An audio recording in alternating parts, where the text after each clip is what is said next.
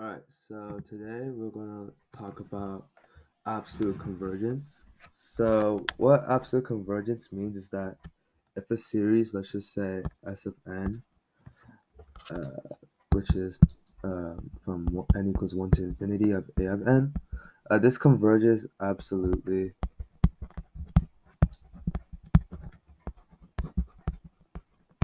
if the absolute value converges absolutely. So, if from n equals 1 to infinity of the absolute value of a of n, so basically every term is going to be positive. And as long as this converges, this series will converge absolutely. All right. So to find if a series converges absolutely or not, we sometimes have to use the ratio test, right? And the ratio test just basically states that, well, first of all, we need to find the limit as n approaches infinite of a of n plus 1 over a of n, right? So we just say this value is like L, and we got cases for L, right? So if L is less than 1, then the series converges, right? But more specifically, in terms of absolute convergence, this series would be absolute convergent. So not only would it be convergent, it would be absolutely convergent.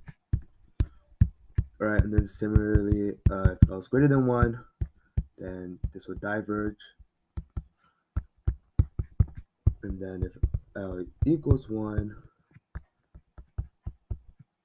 then this would just be inconclusive, right? So this is just what the ratio test states. So sometimes if you determine if a series is absolute convergent, you have to use the ratio test, right? And if L is less than 1, then the series would be absolute convergence. So basically, this is just the requirement if you want to use the ratio test.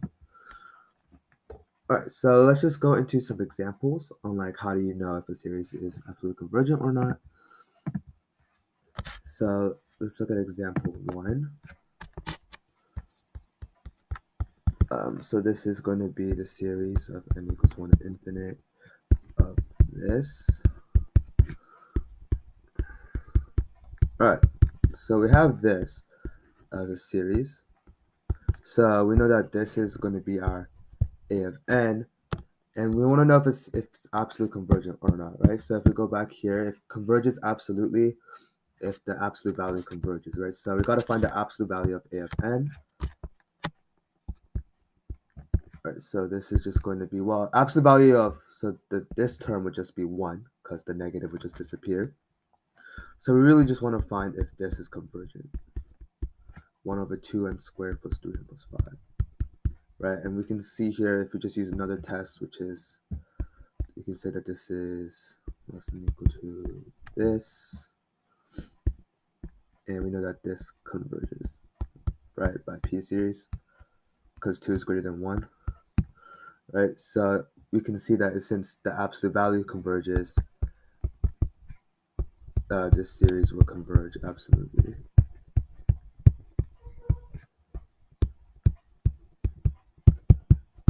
All right, so this is the first example where you have a negative 1 a term. If you just absolute value, then this term will just go away, right? So that's the first example. Let's move on to example 2.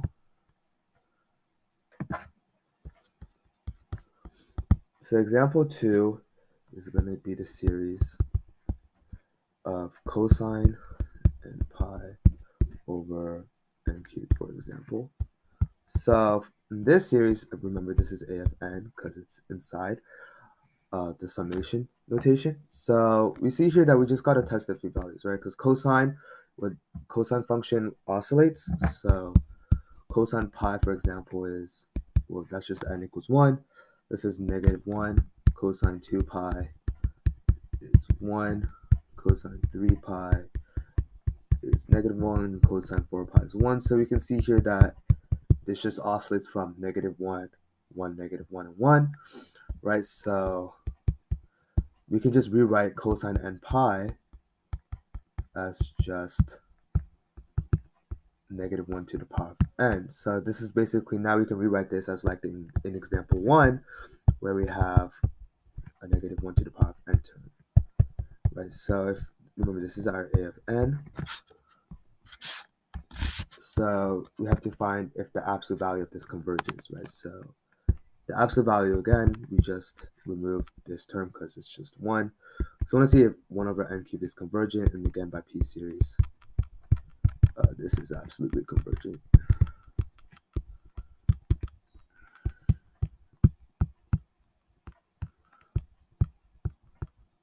Alright, so that is example 2.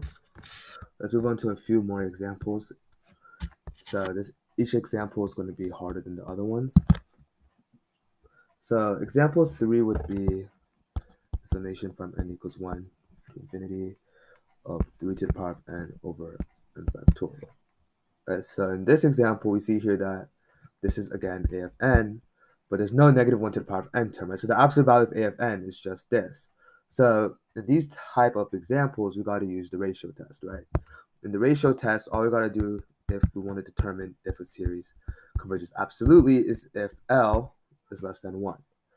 All right, so we got to do the ratio test. So the ratio test is basically limit as n approaches infinite of a of n plus 1 over a of n, right, which is going to be 3 to the power of n plus 1 over n plus 1 factorial times n factorial over 3 to the power of n.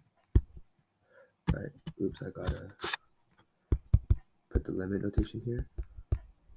Right, so this is just 3 over n. No, 3 over n plus 1. This would just be 0, right? So L is equal to 0, which is less than 1. So since this is less than 1, we can conclude that this series converges absolutely.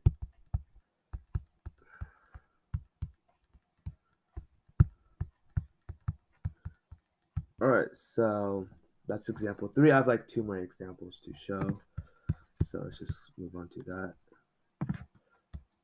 So example 4 would be similar. So it's going to be as n equals 1 to infinity of n over 4 to the power of n.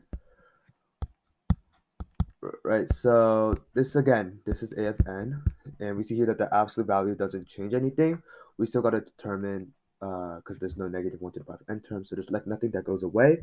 So we still have n over 4 to the n. So in this type, like just like example 3, we have to use the ratio test, right? So let's just apply it again here. So it's just limit as n approaches infinite a of n plus 1 over a of n, which is n plus 1 over 4 to the n plus 1. We can rewrite this as 4 times 4 to the n times 4 to the n over n. So we can just simplify this, which is going to be, well, n plus 1 over n is just 1. So this is just going to be 1/4, which is also less than 1. So the series will converge absolutely. So if it's greater than 1, this would actually diverge, but in this case, it's less than 1 again, just like example 3. So the series will converge absolutely. All right, so we have one more example, and this one's going to be as n approaches 2 to the infinite power, negative 1 to n times 1 over natural log of n. All right, so here we have this, right? So this again, this is a of n. So the absolute value of a of n, because if in order for a series to converge absolutely, we need the absolute value to converge. So this is going to be just 1 over natural log of n. Right, so in order for this to converge, we need from n equals 2 to infinite, 1 over natural log of n.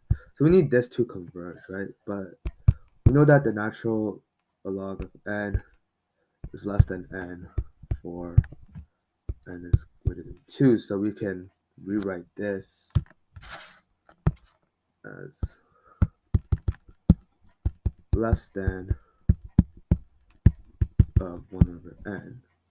Sorry, greater than, because it's on the denominator. So it'll be greater because the denominator will be smaller.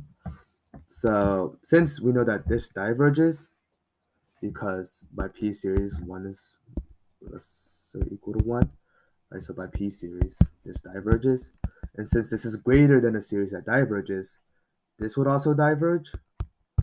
So that means that this series of negative 1 to the power of n times 1 over natural log of n, this would actually not converge absolutely, because we see here that the absolute value actually diverges. Right, so if it diverges, then it doesn't converge absolutely. But if it does, then it does converge absolutely. All right, so that is about it for absolute convergence. I hope you guys learned a lot from this, and thank you for listening.